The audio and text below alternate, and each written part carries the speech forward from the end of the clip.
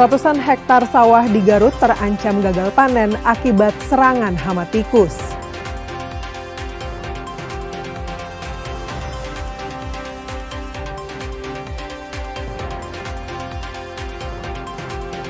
Lisa Mariana, tersangka kasus video syur dicecar 47 pertanyaan oleh tim penyidik Polda Jabar.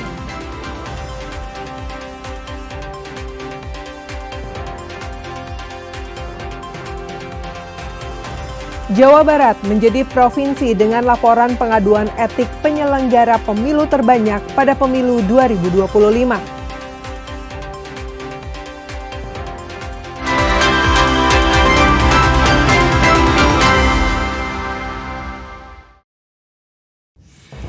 Selain informasi utama tadi, kami masih memiliki informasi menarik lainnya. Saya Mita Handayani akan menemani Anda dengan berita independen terpercaya. Kita simak Kompas Pagi selengkapnya.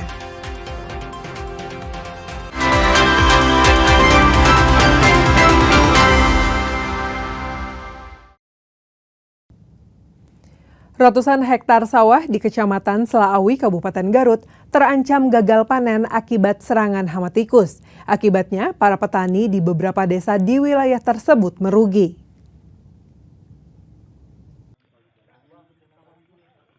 Untuk menekan dampak kerugian akibat areal pesawahan terserang hama tikus yang mencapai 100 hektar lebih, Pemkab Garut melalui Dinas Pertanian telah membangun demplot pembasmi hama tikus di 3 desa, yakni Desa Pelita Asih, Selaawi, dan Cigawir, guna meminimalisir serangan hama agar tidak terus meluas. Wilayah Kecamatan Selaawi ini termasuk daerah endemis tikus, di mana kerusakan bisa mencapai 80 hingga 90%, dan dengan adanya program Demplot, diharapkan dapat mengurangi dampak kerugian. Perbandingannya kalau yang di Demplot ini kita menggunakan penanaman jajar legowonya, gitu, menggunakan jajar legowo ini untuk salah satunya mengantisipasi hama tikus tersebut, gitu, dengan di luar percontohan mereka menggunakan tackle, gitunya masih menggunakan tackle. Kita lihat bahwa serangan dengan tikus menggunakan penanaman legowo ini serangannya tidak begitu berat, gitu.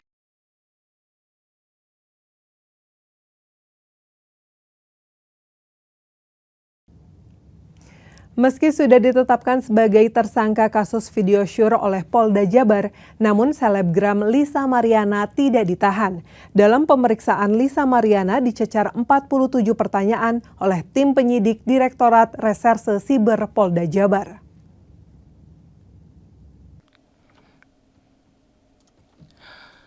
Pemeriksaan terhadap selebgram Lisa Mariana sebagai tersangka kasus video syur telah rampung dilakukan oleh tim penyidik Direktorat Reserse Siber Polda Jawa Barat. Dalam pemeriksaan, Lisa Mariana dicecar sebanyak 47 pertanyaan oleh tim penyidik. Meski sudah ditetapkan sebagai tersangka kasus video syur oleh Polda Jabar, namun selebgram Lisa Mariana tidak ditahan. Tidak adanya penahanan terhadap Lisa Mariana ini dikarenakan Polda Jabar percaya tersangka tidak akan melarikan diri dan merusak barang bukti, serta tidak akan mengulangi perbuatannya.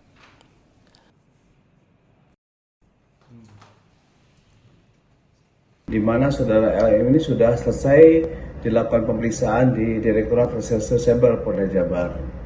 Adapun untuk jumlah pertanyaan yang ditanyakan kepada saudara Lisa ini kurang lebih 47 pertanyaan, dan pada saat ini yang bersangkutan tidak dilakukan penahanan.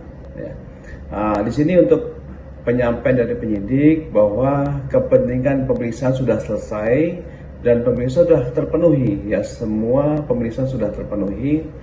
Adapun tidak dilakukan penahanan ini dengan pertimbangan tidak adanya kekhawatiran terhadap tersangka akan melarikan diri atau merusak barang bukti. Kemudian juga yang bersangkutan tidak dikhawatirkan mengulangi tindak pidana yang dipersangkakan. Seperti diketahui, Lisa Mariana terpaksa dijemput oleh tim penyidik Direktorat Reserse Siber Polda Jabar setelah ditetapkan sebagai tersangka kasus video syur dengan seorang pria bertato. Atas dugaan kasus video syur ini, Lisa Mariana dijerat pasal Undang-Undang Pornografi dengan ancaman hukuman 5 tahun penjara.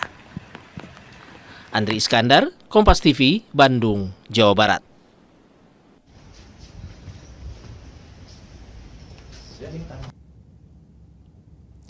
Dalam rangka memperingati Hari Anti Korupsi Sedunia, penggiat anti korupsi di Kota Bandung menggelar aksi bagi-bagi bunga kepada para pengendara di depan Gedung Sate Kota Bandung.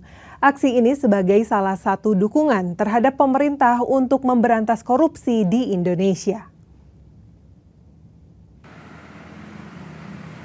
Peringatan Hari Anti Korupsi Sedunia serentak digelar di sejumlah daerah di Indonesia.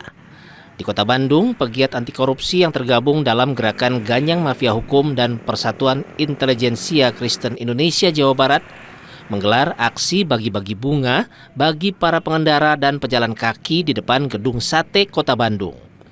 Aksi damai ini dilakukan sebagai salah satu kampanye anti korupsi dan dukungan terhadap pemerintah untuk memberantas korupsi di Indonesia. Desmond Donald Siagian, anggota PIKI Jawa Barat, berharap melalui peringatan Hari Anti Korupsi ini, Indonesia bebas dari korupsi dan melahirkan pemerintahan yang bersih. Peringatan anti korupsi sedunia ya, kita ingin pemerintahan atau penguasa yang bersih, yang transparan gitu ya, kuncinya transparan, karena selama ini anggaran itu hanya dianggap berhasil kalau habis terserap. Nah, yang benar itu adalah anggaran itu transparan dan berhasil kalau ada efisiensi, ada sisa anggaran gitu. Jangan dibalik. Jadi harus benar-benar transparan. Kalau ada yang disita sama KPK hasil korupsi, ditunjukkan ke publik kemana uangnya. Jangan cuma sekedar balik ke kas negara, tapi kita nggak tahu apakah dibagi-bagi lagi sama mereka gitu. Sementara itu, Ketua GGMH Torkis Parlaungan Siregar mengatakan Indonesia merupakan memasuki darurat korupsi. Salam anti korupsi, Indonesia darurat korupsi. Indeks prestasi korupsi kita 35. Artinya kita termasuk negara terkorup, masuk dalam kategori negara korup. Karena itu negara harus hadir untuk melakukan kerja-kerja besar pada sektor pemberantasan korupsi. Kampanye anti korupsi dan bagi-bagi bunga ini mendapat apresiasi dari para pengendara yang melintas. Andri Iskandar, Kompas TV, Bandung, Jawa Barat. Dewan Kehormatan Penyelenggara Pemilu Republik Indonesia mencatat Jawa Barat menjadi provinsi dengan laporan pengaduan etik penyelenggara pemilu terbanyak pada pemilu 2025. Temuan ini sekaligus menempatkan Jabar di posisi teratas, disusul Sumatera Utara dan Sumatera Selatan.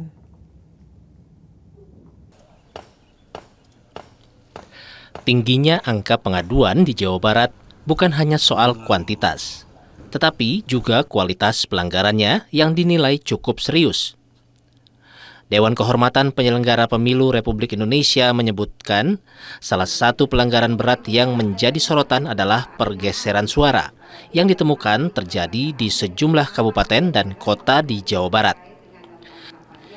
DKPP menilai praktik ini termasuk kategori berat karena berpotensi mengubah hasil pemilu dan merusak kepercayaan publik terhadap proses demokrasi.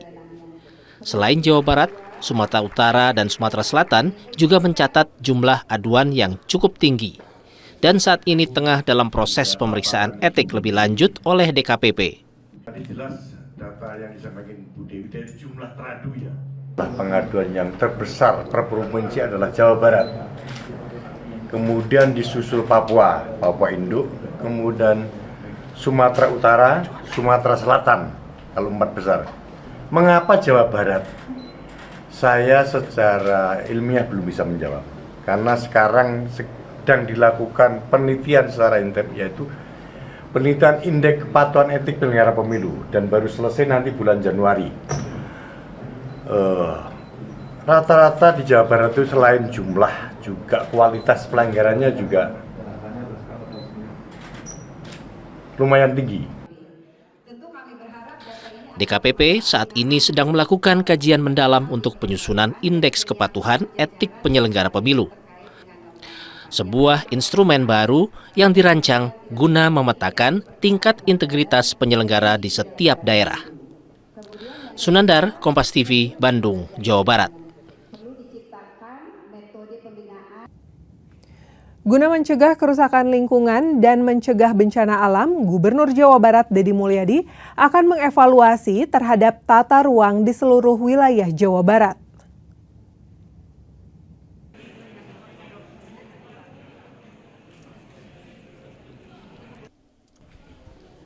Gubernur Jawa Barat Deddy Mulyadi menggelar rapat koordinasi bersama para kepala daerah se-Jawa Barat guna membahas penanganan banjir, khususnya di wilayah Bandung Raya. Rakor ini digelar di kampus IPDN Jatinangor, Kabupaten Sumedang. Sebagai respon atas meningkatnya kerusakan lingkungan serta maraknya bencana alam di Jawa Barat, KDM menegaskan akan melakukan evaluasi menyeluruh terhadap rencana tata ruang wilayah di seluruh kabupaten kota di Jawa Barat. Menurut Deddy, hampir seluruh kawasan hutan di Jawa Barat saat ini mengalami kerusakan dan beresiko bencana, terutama di wilayah Kabupaten Bandung, Bandung Barat, Garut, Bogor, dan Sukabumi. Selain evaluasi tata ruang, KDM juga menginstruksikan seluruh kepala daerah agar tidak mudah menerbitkan izin perumahan baru, kecuali pihak pengembang menyiapkan terlebih dahulu ruang resapan air. Penekanan ketika ada izin perumahan harus ada persyaratan seperti yang terjadi di Perda Kabupaten Bandung, yaitu disiapkan sumur danau kecil untuk menampung air. Nah, ini yang berikutnya adalah agar PTPN berkoordinasi segera dengan ATR BPN sehingga izin-izin lokasi yang sudah habis itu segera dilakukan percepatan proses administrasi, tidak melainkan lahan yang berpotensi untuk diduduki oleh siapa saja. Nah, kemudian konsen pemerintah provinsi itu bukan persoalan PTPN-nya. Konsen pemerintah provinsi adalah bagi kami tanah dikuasai siapapun itu bukan urusan kami, gitu loh. Itu adalah urusan administrasi pertanahan. Tetapi konsen kami adalah tanahnya tidak berubah fungsinya, tetap harus menjadi hutan dan tetap harus menjadi kebun teh. Itu konsen kami. Deddy Mulyadi menegaskan bahwa seluruh kebijakan akan berjalan paralel dengan pengawasan ketat, agar pembangunan di Jawa Barat tidak lagi mengorbankan kelestarian lingkungan. Andri Iskandar, Jatinangor, Kabupaten Sumedang, Jawa Barat. Pemerintah pusat melalui Kementerian Haji dan Umroh RI telah menetapkan kuota haji tahun 2026. Informasi selengkapnya usai jeda, tetaplah di Kompas Pagi.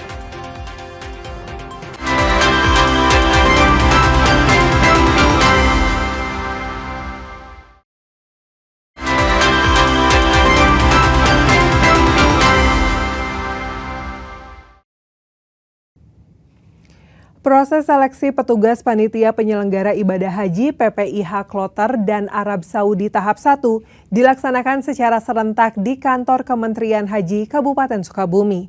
Puluhan peserta ini diikuti dari berbagai kalangan untuk menjadi PPIH Arab Saudi dan PPIH Kloter.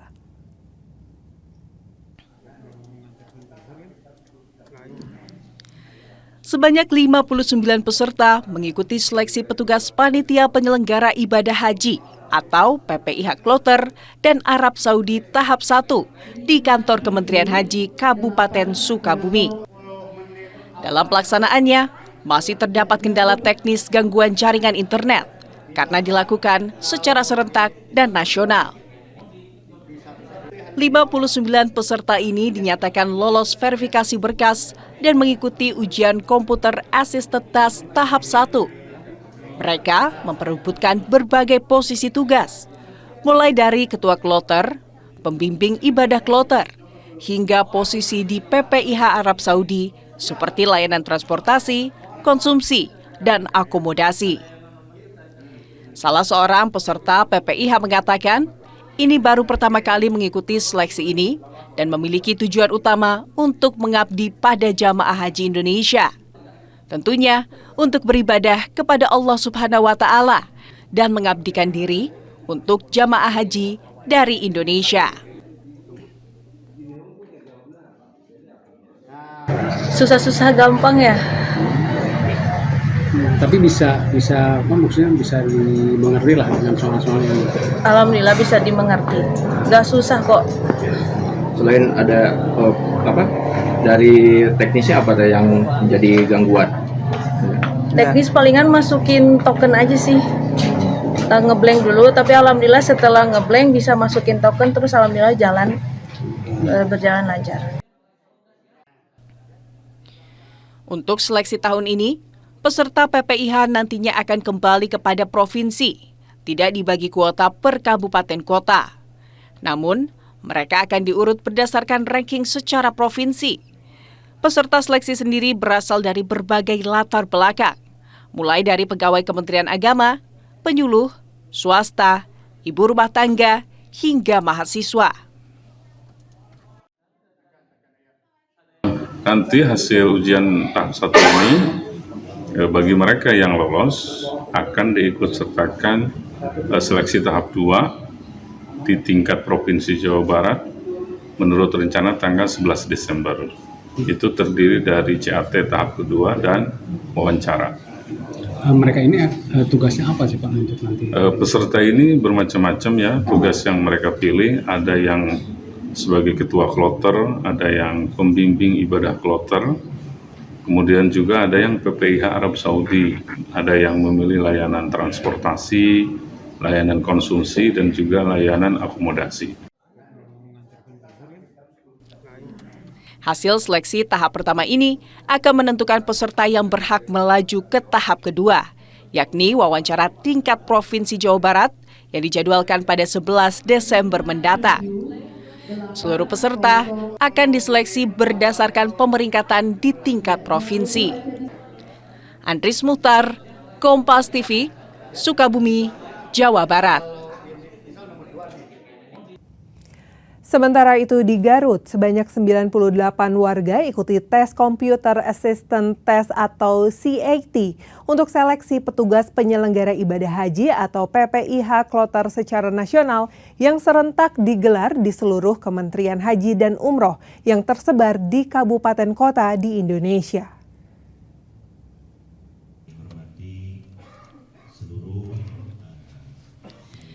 Tes CAT untuk para calon petugas haji ini berlangsung selama 90 menit secara online dengan titik lokasi resmi berada di kantor Kemenak di masing-masing kabupaten kota di Indonesia. Tes CAT yang diadakan secara serentak di seluruh Indonesia ini menggunakan sistem online pusat. Setelah tes CAT nasional tahap pertama ini selesai, seluruh peserta asal Kabupaten Garut nantinya akan melanjutkan ke tahap 2 sesuai jadwal. Dari 240 pendaftar, yang lolos untuk mengikuti hanya 98 orang. Seleksi ini diharapkan mampu melahirkan petugas haji dan umroh profesional yang akan bertugas dalam pelayanan jamaah Indonesia di Tanah Suci. Ini untuk kuota petugas ini nanti akan diambil alih oleh provinsi, halnya sama dengan kuota haji itu kan dari nomor urut provinsi.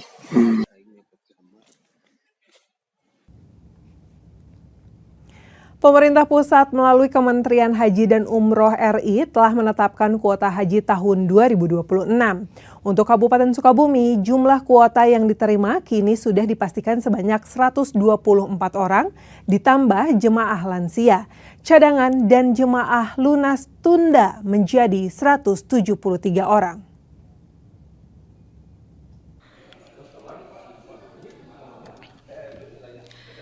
Kementerian Haji dan Umroh Kabupaten Sukabumi telah menerima penetapan kuota haji untuk tahun 2026 yang telah ditetapkan oleh Kementerian Haji dan Umroh Republik Indonesia.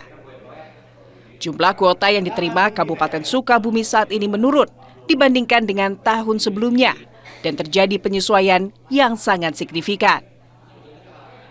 Penetapan kuota haji tahun 2026 ini menggunakan rumus baru.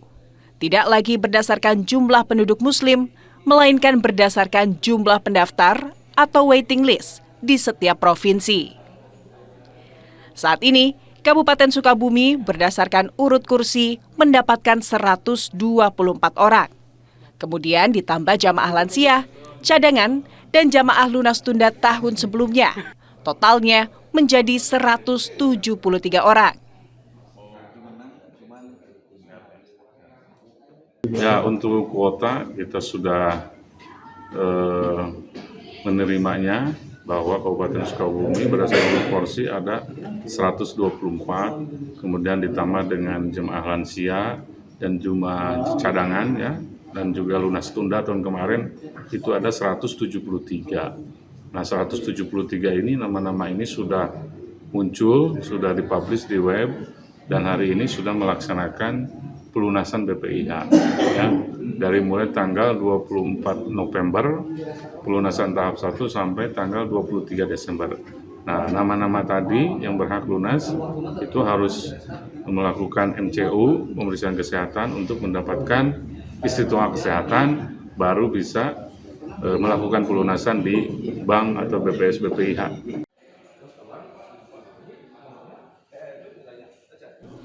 Kuota ini menurun dibanding tahun 2025. Dari 1.535, sekarang menjadi total 172. Namun, semua jamaah bisa menerima kondisi ini karena haji adalah panggilan. Dengan aturan baru ini, proses pemberangkatan jamaah haji sepenuhnya akan mengacu pada daftar tunggu provinsi. Andris Muhtar, Kompas TV, Sukabumi, Jawa Barat. Menjelang libur Natal dan Tahun Baru, tingkat okupansi sejumlah hotel di Kota Bandung mulai mengalami peningkatan. Informasinya sesaat lagi, tetaplah di Kompas Pagi.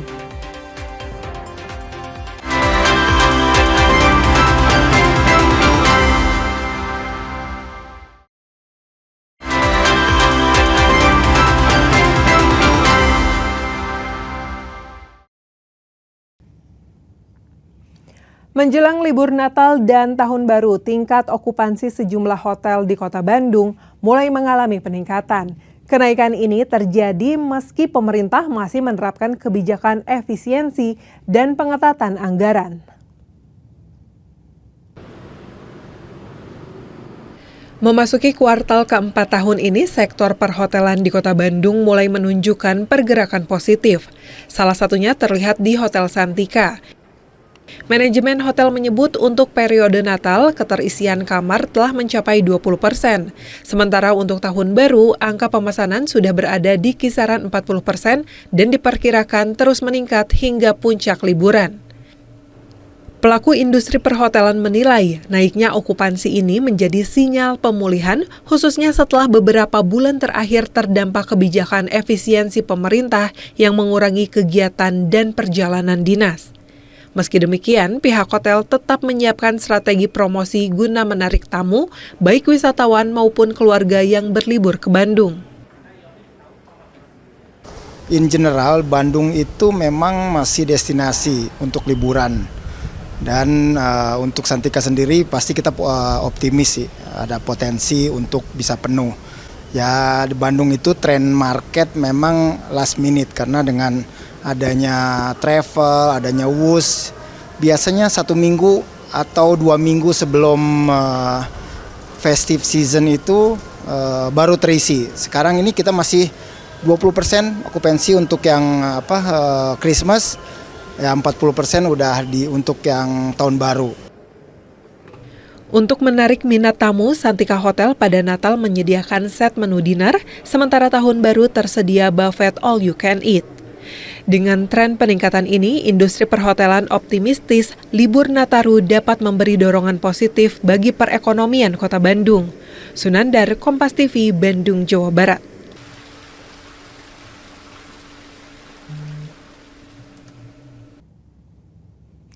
Menjelang Natal dan Tahun Baru, Satlantas Polres Garut dan Dinas Perhubungan melakukan pengecekan jalur nasional Limbangan. Jalur ini menjadi prioritas akibat sering terjadi kemacetan.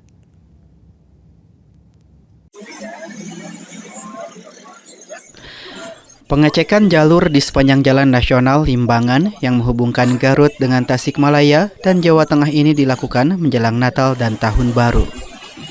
Di jalur Limbangan ini terdapat beberapa hambatan yang bisa mengganggu kelancaran lalu lintas. Mulai dari aktivitas pasar Limbangan, Pasar Lewo, Pasar Bandrek, hingga kawasan industri Pratama. Selain itu, keberadaan sejumlah persimpangan jalan seperti pertigaan menuju Lewi Goong, parkir sembarangan angkutan umum turut menyumbang kemacetan di jalur Limbangan. Petugas akan melakukan rekayasa kanalisasi dan pemasangan barrier di sejumlah titik lokasi trouble spot. Ya, hari ini kita akan petakan bersama tim Polres, mudah-mudahan kita ada rekayasa lintas yang bisa dimanfaatkan untuk lancar lalu lintas. Yang pertama, yang kedua juga kita akan melakukan upaya rekayasa dalam bentuk merekayasa dengan memasang ya, lampu berdasarkan arahan Polres. Ya, itu. Memang selama ini solusinya gimana, Pak? Ya, solusinya seperti ini. Memang ada kemacetan beberapa titik. Yang pertama di Limbangan, ya, terutama di pasar Limbangan. Ini menjadikan bright spot, tapi hari ini kita akan coba petakan, mudah-mudahan masyarakat pada saatnya nanti Nataru lancar lah.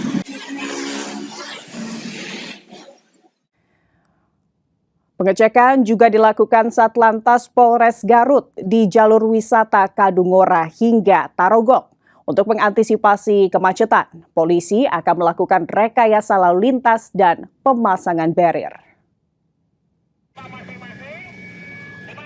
Pengecekan jalur wisata di sepanjang jalan Kadungora hingga Tarogong ini dilakukan sebagai bukti keseriusan unsur Forkopimda menjelang perayaan Natal dan Tahun Baru. Jalur wisata ini sekaligus menjadi jalan alternatif bila jalur nasional Limbangan terjadi kepadatan arus lalu lintas. Sehingga jalur ini tak luput dari perhatian petugas, terlebih jalur wisata ini biasa dilintasi pengunjung yang hendak berkunjung ke objek wisata Cipanas, Gunung Papandayan, Taman Air Puncak Derajat, hingga menuju pantai selatan dan objek wisata lainnya. Selain penerangan jalan umum, titik-titik kemacetan seperti persimpangan Jalan Baru Kadungora, Tutugan Leles, dan Simpang Gobing pun menjadi prioritas di jalur ini. Ini sudah melaksanakan kegiatan evaluasi didampingi juga dari PUPR Provinsi maupun Kabupaten, khususnya untuk jalur wisata dari mulai Kadungora, Leles sampai dengan Tarogong. Tadi juga bisa dilihat bahwa sana persiapan dari Kabupaten Garut sudah betul-betul mempersiapkan untuk nanti mengantisipasi kegiatan libur Natal dan Tahun Baru. Maksudnya seperti apa? Ya, evaluasi tentunya dari kami dari Satlantas, gabungan dari pemerintah daerah, tentunya kami mempersiapkan dari sarana prasarana dan pergelaran personil dan mengantisipasi beberapa titik rawan kemacetan maupun rawan bencana. Pengecekan juga dilakukan Satlantas Polres Garut di jalur wisata Kadungora hingga Tarogong. Untuk mengantisipasi kemacetan, polisi akan melakukan rekayasa lalu lintas dan pemasangan barrier. Pengecekan jalur wisata di sepanjang jalan Kadungora hingga Tarogong ini dilakukan sebagai bukti keseriusan unsur Forkopimda menjelang perayaan Natal dan Tahun Baru. Jalur wisata ini sekaligus menjadi jalan alternatif bila jalur nasional Limbangan terjadi kepadatan arus lalu lintas. Sehingga jalur ini tak luput dari perhatian petugas, terlebih jalur wisata ini biasa dilintasi pengunjung yang hendak berkunjung ke objek wisata Cipanas, Gunung Papandayan, Taman Air Puncak Derajat, hingga menuju pantai selatan dan objek wisata lainnya.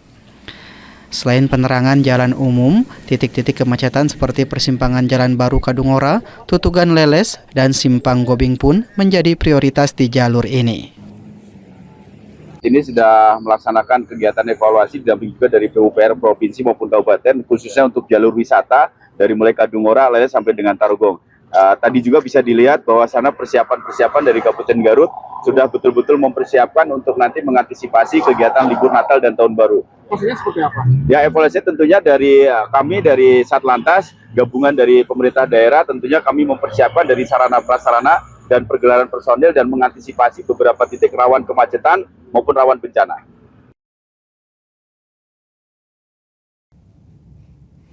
Penjualan pernak-pernik Natal seperti hiasan bola Natal dan lampu warna-warni terus mengalami peningkatan menjelang perayaan Natal 2025. Harga yang ditawarkan pun beragam, mulai dari Rp5.000 hingga Rp500.000.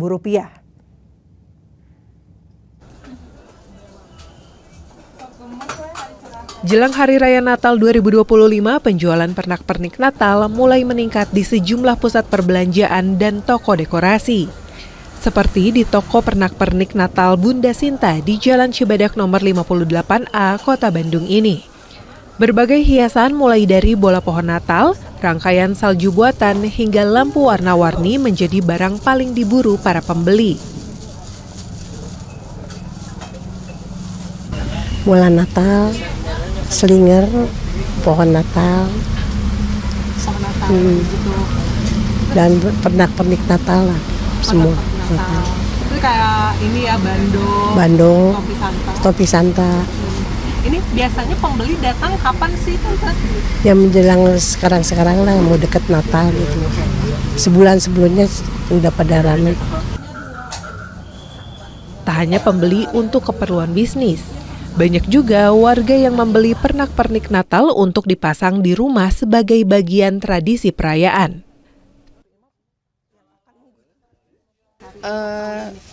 Saya biasanya tiap tahun tuh beda tema. Kalau kemarin juga saya kesini ke toko ini. Kemarin rose gold, sekarang pinginnya temanya merah sama gold. Kayak gitu. Ya, lagi nyari yang apa sih sebetulnya slinger ya, slinger yang gold. Kayak gitu, iya. Kalau aksesoris lain nyari nggak, Bu? Kayak misalnya topi Santa atau lainnya? Selalu cari. Cuman kebetulan memang masih ada di rumah, tapi ketika ada yang baru selalu saya beli. Tak hanya pembeli untuk kebutuhan pribadi, namun para pelaku usaha dekorasi juga mulai membeli dalam jumlah besar. Harga pernak-pernik yang dijual pun beragam, mulai dari Rp5.000 untuk ornamen kecil hingga Rp500.000 untuk pohon Natal. Tim Liputan, Kompas TV, Bandung, Jawa Barat. Saudara, usai jeda kami masih memiliki informasi menarik dari dunia olahraga. Tetaplah di Kompas Pagi.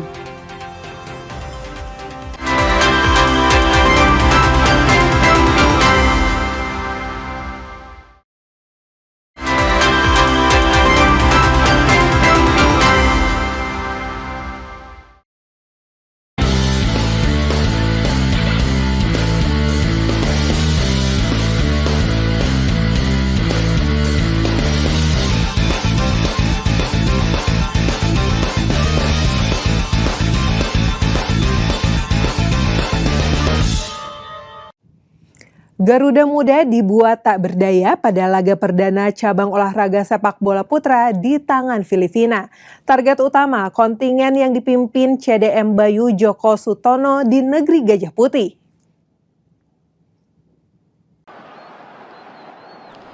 Hadapi Filipina pada laga perdana grup C di 700th Anniversary Stadium, Garuda Muda tak mampu berbuat banyak. Armada Indra Syafri dibuat bertekuk lutut berkat gol tunggal yang dicetak Otu Banatowu di penghujung babak pertama. Bagi Filipina, kemenangan ini bawa mereka lolos ke semifinal, usai tekuk Myanmar 2-0 di laga pertama. Sementara Garuda Muda akan jumpa Myanmar di laga kedua pada 12 Desember mendatang.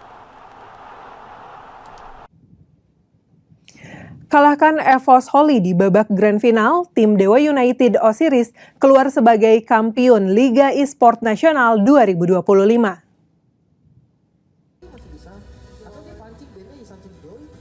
Digelar di Balairung Universitas Indonesia, Dewa United yang harus melalui jalur lower bracket menantang EVOS Holi di babak grand final turnamen yang berhadiah total 2,1 miliar rupiah.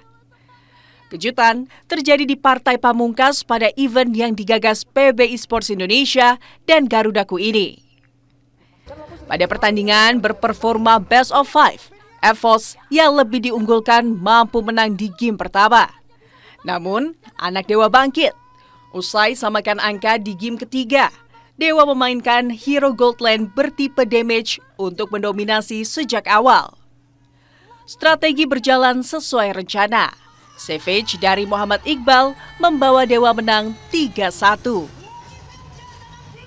Ini saya rasa suatu achievement juga buat Dewa United Osiris yang sudah berjuang sekian lama.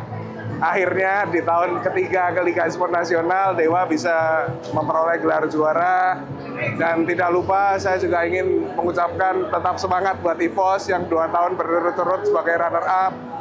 Mungkin belum waktunya, tapi saya yakin kalian juga pasti punya kesempatan yang sama di tahun berikutnya.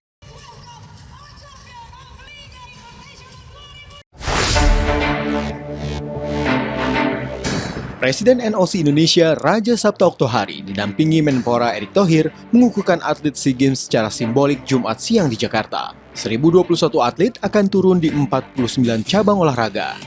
Dari yang semula 996 atlet, penambahan terjadi di detik akhir dengan memberangkatkan atlet anggar, atletik, dan balap sepeda. Menpora Erick kembali menegaskan 80 medali emas jadi bidikan kontingen.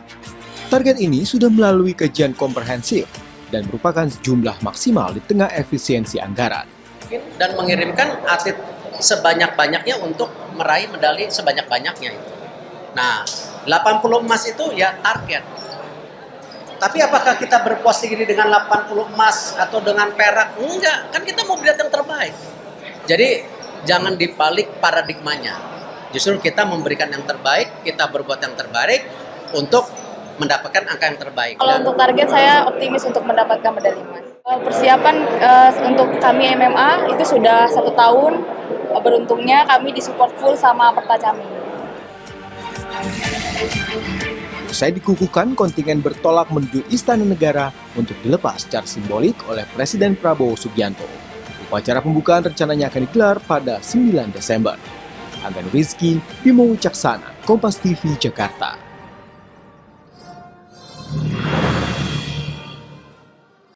Ratusan hektar sawah di Garut terancam gagal panen akibat serangan hama tikus. Informasi selengkapnya kami hadirkan usai jeda, tetaplah di Kompas Pagi.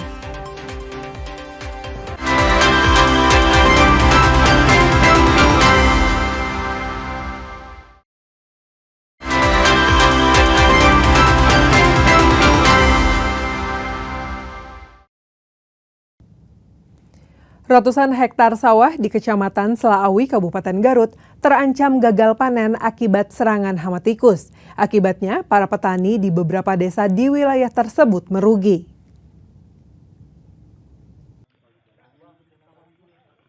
Untuk menekan dampak kerugian akibat areal pesawahan terserang hama tikus yang mencapai 100 hektar lebih, Pemkab Garut melalui Dinas Pertanian telah membangun demplot pembasmi hama tikus di 3 desa, yakni Desa Pelita Asih, Selaawi, dan Cigawir, guna meminimalisir serangan hama agar tidak terus meluas.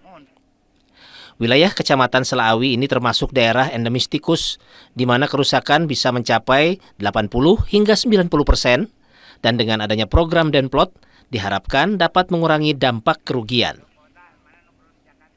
Perbandingannya kalau yang di demplot ini kita menggunakan penanaman jajar legowonya, gitu, menggunakan jajar legowo ini untuk salah satunya mengantisipasi hama tikus tersebut, gitu, dengan di luar percontohan mereka menggunakan tackle, gitunya masih menggunakan tackle. Kita lihat bahwa serangan dengan tikus menggunakan penanaman legowo ini serangannya tidak begitu berat, gitu.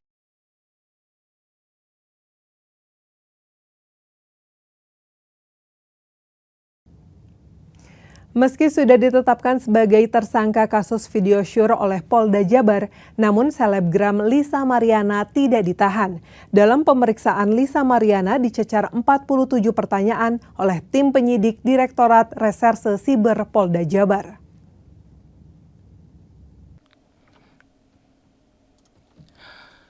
Pemeriksaan terhadap selebgram Lisa Mariana sebagai tersangka kasus video syur telah rampung dilakukan oleh tim penyidik Direktorat Reserse Siber Polda Jawa Barat. Dalam pemeriksaan, Lisa Mariana dicecar sebanyak 47 pertanyaan oleh tim penyidik. Meski sudah ditetapkan sebagai tersangka kasus video syur oleh Polda Jabar, namun selebgram Lisa Mariana tidak ditahan. Tidak adanya penahanan terhadap Lisa Mariana ini dikarenakan Polda Jabar percaya tersangka tidak akan melarikan diri dan merusak barang bukti, serta tidak akan mengulangi perbuatannya.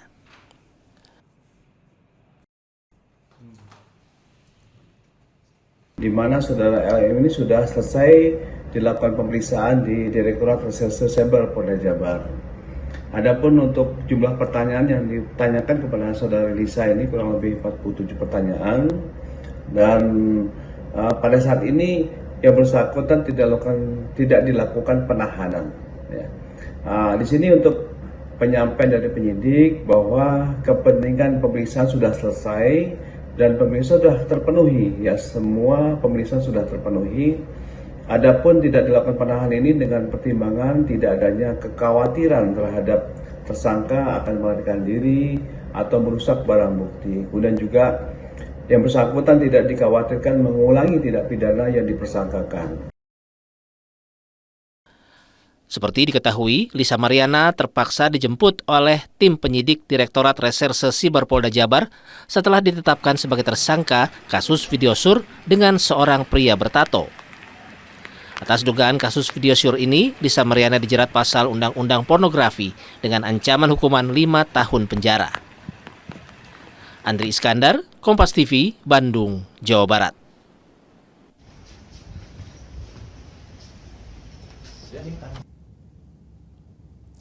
Dalam rangka memperingati Hari Anti Korupsi Sedunia, penggiat anti korupsi di Kota Bandung menggelar aksi bagi-bagi bunga kepada para pengendara di depan Gedung Sate Kota Bandung. Aksi ini sebagai salah satu dukungan terhadap pemerintah untuk memberantas korupsi di Indonesia. Peringatan Hari Anti Korupsi Sedunia serentak digelar di sejumlah daerah di Indonesia. Di Kota Bandung, pegiat anti korupsi yang tergabung dalam gerakan Ganyang Mafia Hukum dan Persatuan Intelijensia Kristen Indonesia Jawa Barat menggelar aksi bagi-bagi bunga bagi para pengendara dan pejalan kaki di depan Gedung Sate Kota Bandung. Aksi damai ini dilakukan sebagai salah satu kampanye anti korupsi dan dukungan terhadap pemerintah untuk memberantas korupsi di Indonesia. Desmond Donald Siagian, anggota PIKI Jawa Barat, berharap melalui peringatan Hari Anti Korupsi ini, Indonesia bebas dari korupsi dan melahirkan pemerintahan yang bersih.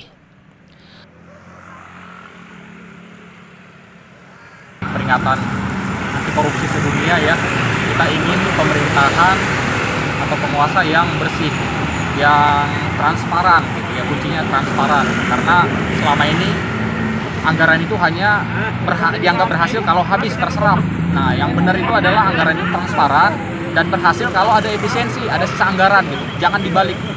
Jadi harus benar-benar transparan. Kalau ada yang disita sama KPK hasil korupsi, ditunjukkan ke publik kemana uangnya. Jangan cuma sekedar balik ke kas negara, tapi kita nggak tahu apakah dibagi-bagi lagi sama mereka gitu. Sementara itu, Ketua GGMH Torkis Parlaungan Siregar mengatakan Indonesia merupakan memasuki darurat korupsi. Salam anti korupsi, Indonesia darurat korupsi. Indeks prestasi korupsi kita 35. Artinya kita termasuk negara terkorup, masuk dalam kategori negara korup. Karena itu negara harus hadir untuk melakukan kerja-kerja besar pada sektor pemberantasan korupsi. Kampanye anti korupsi dan bagi-bagi bunga ini mendapat apresiasi dari para pengendara yang melintas. Andri Iskandar, Kompas TV, Bandung, Jawa Barat. Dewan Kehormatan Penyelenggara Pemilu Republik Indonesia mencatat Jawa Barat menjadi provinsi dengan laporan pengaduan etik penyelenggara pemilu terbanyak pada pemilu 2025. Temuan ini sekaligus menempatkan Jabar di posisi teratas, disusul Sumatera Utara dan Sumatera Selatan.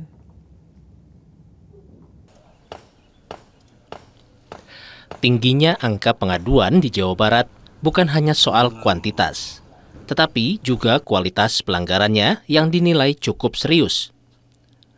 Dewan Kehormatan Penyelenggara Pemilu Republik Indonesia menyebutkan salah satu pelanggaran berat yang menjadi sorotan adalah pergeseran suara yang ditemukan terjadi di sejumlah kabupaten dan kota di Jawa Barat. DKPP menilai praktik ini termasuk kategori berat karena berpotensi mengubah hasil pemilu dan merusak kepercayaan publik terhadap proses demokrasi. Selain Jawa Barat, Sumatera Utara dan Sumatera Selatan juga mencatat jumlah aduan yang cukup tinggi dan saat ini tengah dalam proses pemeriksaan etik lebih lanjut oleh DKPP. Tadi jelas data yang disampaikan Bu Dewi dari jumlah teradu ya. Pengaduan yang terbesar per provinsi adalah Jawa Barat. Kemudian disusul Papua Induk, kemudian Sumatera Utara, Sumatera Selatan, kalau 4 besar. Mengapa Jawa Barat? Saya secara ilmiah belum bisa menjawab, karena sekarang sedang dilakukan penelitian secara intens, yaitu penelitian indeks kepatuhan etik penyelenggara pemilu, dan baru selesai nanti bulan Januari. Rata-rata di Jawa Barat itu selain jumlah, juga kualitas pelanggarannya juga lumayan tinggi. DKPP saat ini sedang melakukan kajian mendalam untuk penyusunan indeks kepatuhan etik penyelenggara pemilu. Sebuah instrumen baru yang dirancang guna memetakan tingkat integritas penyelenggara di setiap daerah. Sunandar, Kompas TV, Bandung, Jawa Barat. Guna mencegah kerusakan lingkungan dan mencegah bencana alam, Gubernur Jawa Barat Deddy Mulyadi akan mengevaluasi terhadap tata ruang di seluruh wilayah Jawa Barat.